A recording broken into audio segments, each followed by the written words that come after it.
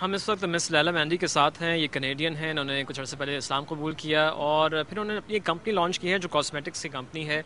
और इनके जहन में ये बात थी कि बहुत सी कॉस्मेटिक्स मेकअप का सामान जो आमतौर पे मुसलमान ख़वातीन इस्तेमाल करती हैं उसमें कुछ ऐसे अज्जा होते हैं जो हलाल नहीं होते।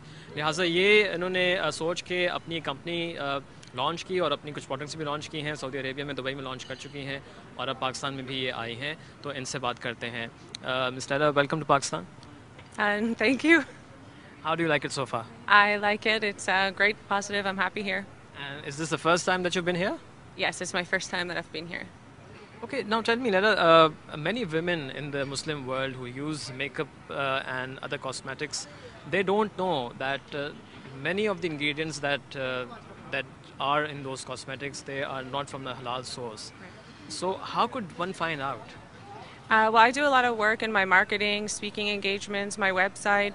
I can give you for a few examples of ingredients that women could look for in their products at home. There would be stearic acid, hyaluronic acid, collagen, elastin. Those are very common ingredients that women could probably look in their washrooms at home and find that some of their products contain those ingredients. And many of the leading products, these makeup products, they have all these ingredients? Yes, they're common standard industry ingredients. And they are not coming from a halal source, is that confirmed? Well, it's questionable. If they're not halal certified, it's impossible to know what source they come from, either a vegetable source or an animal byproduct source.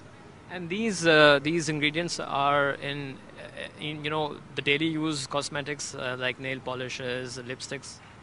In pretty much all personal care products, from body lotion to even shampoo, all products would contain or potentially contain questionable ingredients, yes, if they're not halal certified. Okay, and on your website, the leading brands are also mentioned in the products. Well, I don't actually call out specific brand names. That would be unprofessional, I suppose.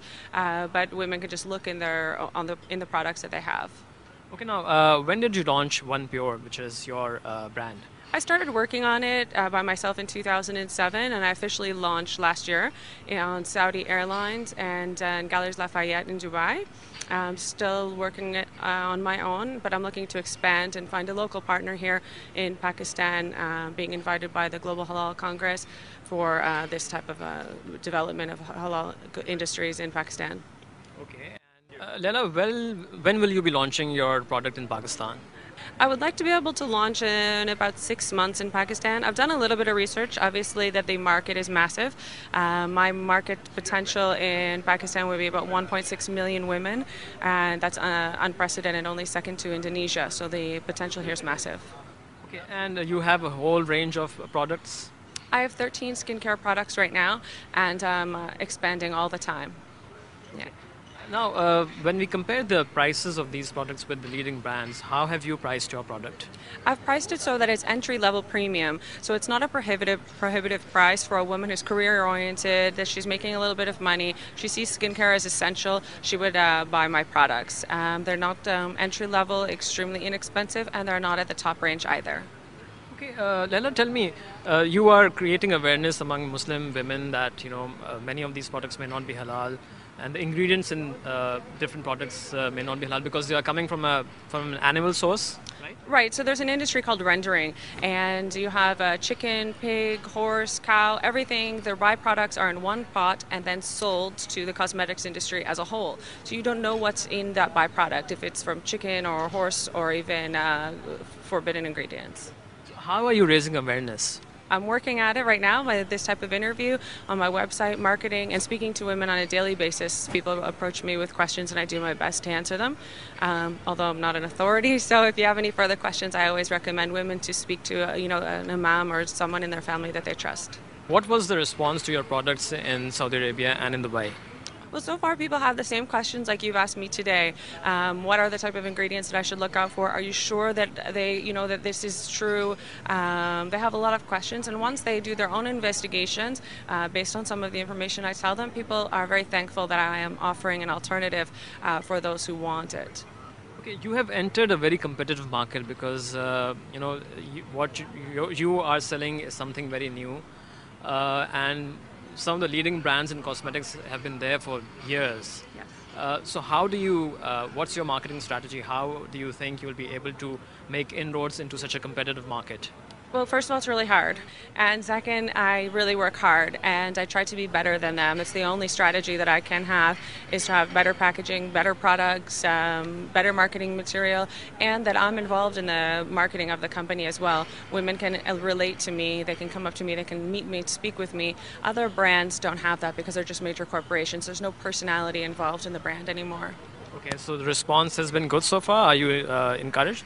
I'm really encouraged, and I have a lot of support from people who are very grateful to have an alternative. So that keeps me going sometimes when it gets really hard. Okay, you said you'll be launching in Pakistan in about 6 months. And after that, are you simultaneously looking into other countries? And what are those other countries? I can't spread myself too thin. Like I said, it's only one person right now, so I can't get too far away from Dubai. So I'm focusing in Dubai, and now I hope to migrate into Pakistan. It's close, so I'm able to still be really hands-on involved. So beyond this, I don't have a plan to expand in the next few months. Okay, where do you see in the next 5 years, 10 years? I hope that I'm expanding still, and I hope that I'm improving and I offer more products and that I remain competitive to the international brands. Okay, what about Muslim women who live in the US and Canada, where you are from? Don't you think that's a big market as well? It's a huge market, but I can't be everywhere. You know, I wish that I could, have offices in all parts of the world, but it's just not possible. I don't have the funding for that. I don't have the support for that. So I am just going on the best I can. Okay, wish you all the best. Thank you very much.